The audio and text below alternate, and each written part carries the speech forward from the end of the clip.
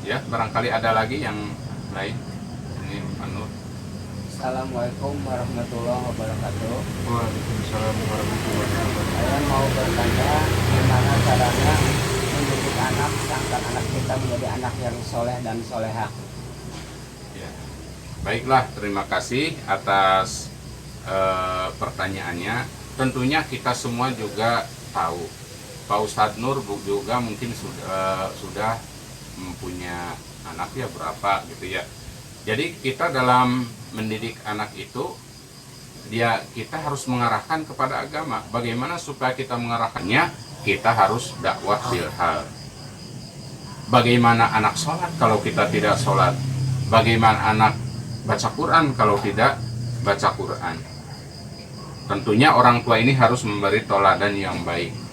Dalam keterangan juga disebutkan adibu auladakum li abaikum wali ummahatikum. Didiklah anak oleh ayahnya dan ibunya di rumah, karena orang tua itu madrasatul ula, madrasah pertama. Kalau madrasah yang di lembur di kampung, ya itu keberapa madrasah, ketiga, keempat. Kalau madrasah yang pertama itu dari rumah gitu. Itu mungkin. Terus kita juga kalau ingin mencetak anak-anak soleh, ini kata di dalam kitab Talimul Muta'alim ya, barang siapa yang menginginkan anaknya ingin menjadi soleh, atau kalau tidak anaknya cucunya ingin menjadi ulama, maka hendaklah ikramul ilmi wa ahlihi. Barang siapa yang kita memuliakan ilmu dan ahlinya atau yang punya ilmu, para ulama, maka kata di dalam kitab Ta'limul Muta'alim, kalau tidak anaknya, insya Allah cucunya akan ada yang menjadi paham agama atau jadi ulama.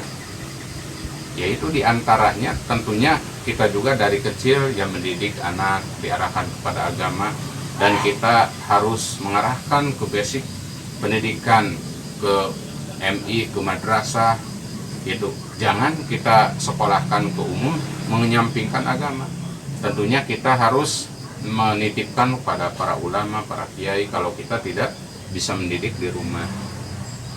Ya, mungkin barangkali dalam kehidupan ada bagaimana supaya kita ini mendidik anak supaya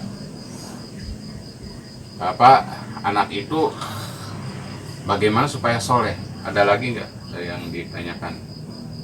Memberi peringatan kepada anak supaya anak ini selalu rajin, istiqomah. Oh, selalu. Ya, baiklah. Itu jadi kita pekerjaan berat kita selaku orang tua. Ya, Pani juga mudah-mudahan saudara Pani dapat jodoh yang solehah, yang cantik, yang sesuai dengan keinginannya. Tentunya tantangan kita bagaimana supaya menegur anak. Itu kalau dalam Islam itu kalau anak 10 tahun itu dipukul yang ringan. Kalau belum sholat jadi diberi pelajaran bagaimana supaya anak itu menjalankan agama. Jadi jangan dibiarin, diberi pelajaran. Kalau meminta sesuatu bolehlah dibelikan HP asal hafal juz amma. Bolehlah dibelikan motor asal hafal surat Ar-Rahman umpamanya. Jadi kita memotivasi anak. Dengan kita memberi ini itu tanpa ada motivasi, nantinya anak keenakan. Ya, kita selaku orang tua bagaimana supaya menghadapi anak itu bijaksana. Kalau menghadapi anak itu dengan kasih sayang, jadi kita jangan sedikit-sedikit membentak, sedikit-sedikit membentak. Nah, karakter anak itu tergantung dari rumahnya. Ra'yul mar'i wa absir qarinahu fa inal qarina bil qarini tadi. Arahkanlah pergaulan yang baik. Kalau pergaulan yang baik, insya Allah anak juga akan baik. Tapi kalau pergaulannya jelek, ya nanti ke bawah yang jelek.